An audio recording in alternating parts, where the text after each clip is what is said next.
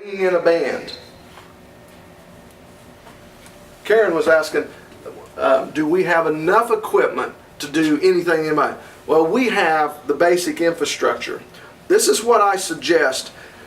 Most traveling folks will not travel with the level of cabinet that Karen has in here, or the level of sub that she has in here, because they just don't usually travel with that high dollar equipment. So her gear with balcony delay is better than most, even some professional groups, what they travel with. So with that in mind, I'm going to talk about how to interface. Let's say someone, they come in, they travel with, let's say it's a bluegrass. Let's say it's a bluegrass bunch. And they're traveling with an upright bass, and they kind of know how they do their setup. They're used to doing it that way everywhere they go. But as the sound person for Legacy on Main Street, you say, you know, Karen really doesn't want speaker stands and everything stacked on stage. If you would like to interface and submix into us, we're okay with that, because we're set up with balcony delays and you'll love what you hear in here. So you need a direct box, which she doesn't have yet, but I'm sure a direct box is like this. Okay, this will interface out of their mixer. Let's say they bring in their little mixer. It could be in a portable rack, but they bring it in, they get all their microphones set up and plugged in like they like it, and then they take a master output. It can be one. If they just want to send you one, that's fine. If they want to send you two, we are set up with left-right. So if they want to send a left-right to you, then they could do that also. So, which would require a stereo direct box, and that may be something.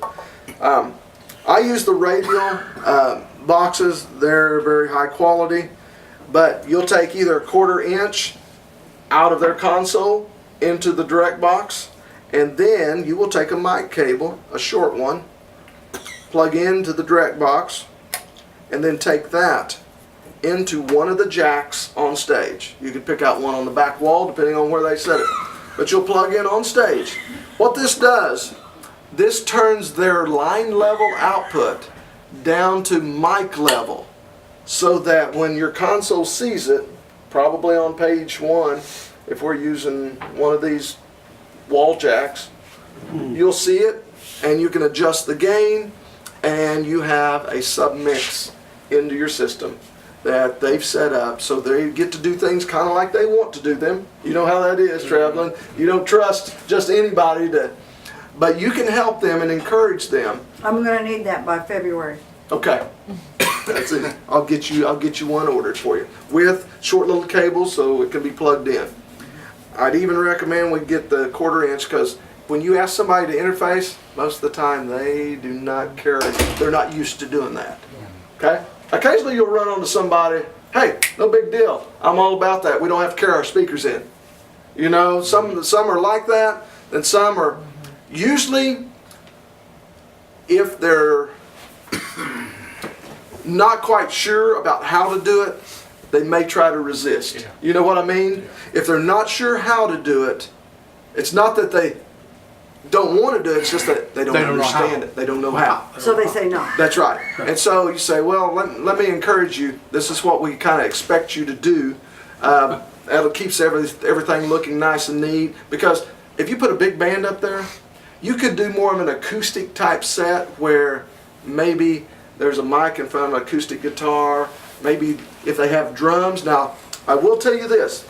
Drums in this room are going to get pretty crazy real fast. So if it's a jazz type setup, it'll sound really good. But if it's rock, woo, it's going to be a different story, because drums are an acoustic instrument and they get really loud, and then you're having to try to mix to get microphones over the top of drums. The drums become the driving force. So what are we going to do? Well, put a fella in it. Put it in there. That, you know, depending on the groups you bring in, this room probably does not lend itself. Some If the group's really good, they'll understand what they're dealing with when they come in. Small room, they come back, they may play with brushes, they may Tone it do some down. things. Yeah. So just if they're, I'd say, more of an amateur group, good luck. You know, you don't know what you're going to get. Don't you be telling me that. I mean, just the level of professionalism on some of these groups will be better than others. Isn't that true in everything? Yeah. Okay. So you'll have some, they'll understand the room they're dealing with and they want their artist to sound the best. Those are good guys. Some, if they're not quite as proficient in what they're dealing with, you know, it could be a little, kind of a rough night. You know, it could be. And that's just the truth of the matter. But getting them to interface and set up for a show, I could see some, depending on the type of music, bluegrass would be great in here, some country with proficient guys, you know, because a country band can get kind of big real fast. If they've got steel player, they got guitar player, they got fiddle player, you know, there can be a lot happening. But most guys that have been used to playing in bars or small rooms or this is like one of those rooms. Yeah. They're used to setting up in a room this size, and it'll be a good night because they know how to get that sound in that room. So, questions? Does that kind of cover, everybody kind of get a feel for what you have and what Karen has invested in to try to make this a nice community building? I'm assuming there's lots of YouTube videos with different performance setups that you can kind of brush up on. The YouTube videos for X32, Behringer, that's Behringer, X32.